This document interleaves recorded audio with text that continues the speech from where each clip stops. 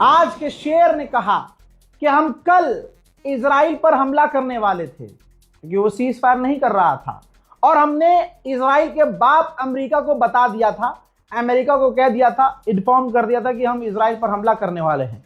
अभी हम तैयारी में ही थे कि ट्रंप ने तुरंत सीज फायर का ऐलान कर दिया। गुलाबी सुअर का क्या सुअर बनाया है ईरान ने, वाह मजा ही आ गया। गोदी मीडिया के एंकरों के मुंह पर कालिक सी पुती नजर आ रही है। ये नफरत में इतने कुंठित हैं कि पूरे साल तो ये हर अच्छे इंसान को बुरा दिखाते हैं ताकि इनका वाला मोदी चमकता रहे। आज जो काम भारत को करना चाहिए था वो पाकिस्तान ने बढ़कर किया।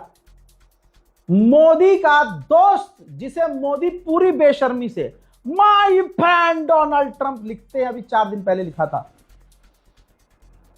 वही ट्रंप ये देखिए ट्वीट करता है, special thank you to Pakistan and its great prime minister and field marshal, to fantastic people, president Donald J Trump.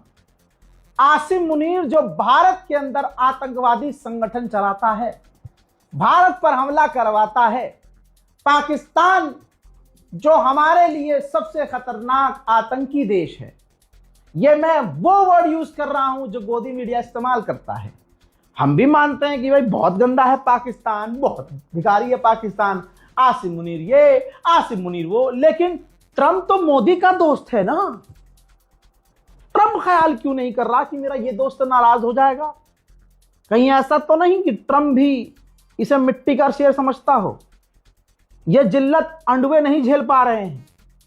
अंधभक्त कह रहे हैं भाई इससे ज्यादा पापा की गुलामी क्या करें, पेशाब पी रहे हैं, गू खा रहे हैं, अंधभक्ति कर रहे हैं, हमारे मकान खुद ही हमारे मोदी जी तोड़वा दे रहे हैं, हर जगह मुसलमानों को गाली बक रहे हैं, लेकिन जिसे मोदी जी अपना दोस्त कह रहे हैं वो मोदी के दुश्मन को अपना दोस्त कह रहा है। ला ला ला ला ला ला ला ला पनौती। मेरे दोस्तों, डोनाल्ड ट्रंप कितना सच्चा है इसको दिमाग में रखिएगा और उसके बाद डोनाल्ड ट्रंप की 4-5 बातें सुन लीजिए। जनाब डोनाल्ड ट्रंप यानी उर्फ अनभक्तों के प्यारे गुलाबी सुअर ने ऐलान किया है कि हम ईरान का एनरिच यूरेनियम ले लेंगे। मैंने शुरू में बता दिया। इससे अगला बयान उन्होंने दिया कि ईरान कभी भी न्यूक्लियर नहीं बनाएगा, इसके बदले ईरान को कोई पैसा नहीं मिलेगा। ईरान हमसे मिलने के लिए, अमरीकियों से डील करने के लिए तड़प रहा है। और गुलाबी सुअर ने बोल तो दिया, लेकिन रिपोर्ट में मैंने आपको दिखाया कि 1 दिन पहले ईरान इजराइल पर हमला करने वाला था। तो अगर अगला ईरान तड़प रहा है डील करने को, तो वो इजराइल पर हमला कैसे करने की तैयारी कर रहा था? बेचारा अपने पिछले अपडेट से अगले अपडेट तक आते आते अपनी पिछली बातों को झूठी साबित कर देता है। जो अभी बयान देता है वो अगले बयान में ये वाली बात झूठी साबित हो जाती है। ईरान ने अपनी तरफ से कोई स्टेटमेंट नहीं दिया, गुलाबी सुअर अपने आप लगा हुआ है। ईरान का ऐलान भी खुद ही कर रहा है और अपना भी खुद ही कर रहा है। कह रहा है ईरान ने कहा है कि हम परमाणु नहीं बनाएंगे, ईरान ने कहा है कि हम यूरेनियम नहीं बनाएंगे, कहा है कि ईरान ने हम अपने ग्रुप को सपोर्ट करना बंद कर देंगे। अरे ग्रुप को सपोर्ट करना ईरान बंद कर देगा तो गुलाबी सुअर ये सोच तो सही, यही तो डील थी ईरान की कि तमाम जगह जहां हमारे लोगों पर हमले हो रहे हैं, पूरे इलाके में जो इजराइल बमबारी कर रहा है, जहां जहां जंग चल रही है वो जंग खत्म हो जाएगी। ये गुलाबी सुअर जो बयान देता है ये खबर देखता भी नहीं होगा सुअर।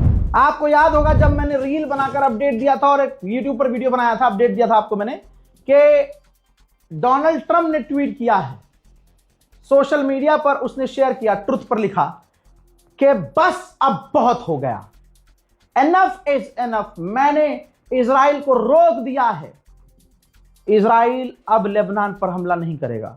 जैसे ही ये पोस्ट नेतन्याहू ने देखा, नेतन्याहू के दोनों अंडे उसके मुंह में आ गए। अरे ये क्या कर दिया इसने? ये रिपोर्ट देखिए, शॉक।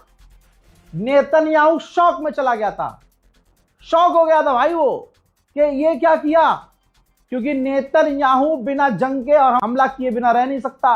और डोनाल्ड ट्रंप को पता था कि बहुत मुश्किल से पापा ईरान ने स्ट्रेट ऑफ हॉर्मूज खोला है और एक दिन पहले इजराइल पर हमला करने की तैयारी में था ईरान। और अगर इजराइल ने कोई हरकत करी, एक बार फिर से ईरान से लड़ना पड़ेगा, यानी ईरान से एक बार फिर से पिटना पड़ेगा। तो डोनाल्ड ट्रंप ने खुद ही ऐलान कर दिया और नेतन्याहू शॉक में चला गया। इजराइल ने कहा है कि ईरान को अपनी मिसाइलें बनाने में सालों लगेंगे अगर चाइना की मदद नहीं मिली तो। हजरात, आपकी स्क्रीन पर देखिए 3 नमूने, तीनों साइज के। ध्यान से देखिए, सबसे छोटा स्मॉल, फिर मीडियम साइज, फिर एक्सेल। जी हां, एर्दोगान, पाकिस्तान के प्रधानमंत्री शहबाज शरीफ और कतर के अमीर शेख तमीम, तुर्की में मुलाकात हुई है तीनों देश की और पूरी डेलीगेशन भी मौजूद थी और इलाके में शांति की बात हुई। अब देखिए, कुछ भी बकैती होते रहे, इस जंग की पूरी डोर तो ईरान के हाथ में थी। ये जितना तीनों उछल रहे हैं, ईरान एक बार फिर से कहीं मिसाइल दाग दे, फिर ये रोने लगेंगे। अब समझ लो, इस जंग में पूरी तरह से जीत सिर्फ और सिर्फ ईरान की हुई है। उधर सुन लीजिए, इजराइल ने सीज फायर भी तोड़ा है। जो लेबनान पर हमला किया वो इतना बड़ा नहीं था, लेकिन एक व्यक्ति की मौत हो गई लेबनान में। इजराइल का सीज फायर नॉर्मल नहीं होता है। इजराइल का छोटा मोटा हमला चलता रहता है और दुनिया ने इसको एक्सेप्ट कर लिया है, अडॉप्ट कर लिया कि हाँ ठीक है यार, इजराइल एक दिन में 500 मार रहा है, इससे अच्छा एक दिन में 1 मारे। लेकिन ये कितना खतरनाक है, इंटरनेशनल लॉ का उल्लंघन है। डोनाल्ड ट्रंप के मुंह में मूत है, बस ईरान इस पर रिएक्ट कर दे, डोनाल्ड ट्रंप फिर टाइट हो जाएगा। लेबनान के राष्ट्रपति को लेबनान के द्वारा गालियां पड़ रही हैं। जो आम लोग हैं गालियां बक रहे हैं कि साला जाकर इजराइल से डील कर रहा है, ये चपड़गंजू फुल प्लेट टकला, ये अमेरिका में जाके लेबनान के लिए हमारे लिए डील कर रहा है। और इजराइल की डील ऐसी है कि वो हमारी जमीन से हट नहीं रहा, हमारे घरों पर कब्जा करके बैठा है, लिथानी रिवर तक उसका कब्जा है।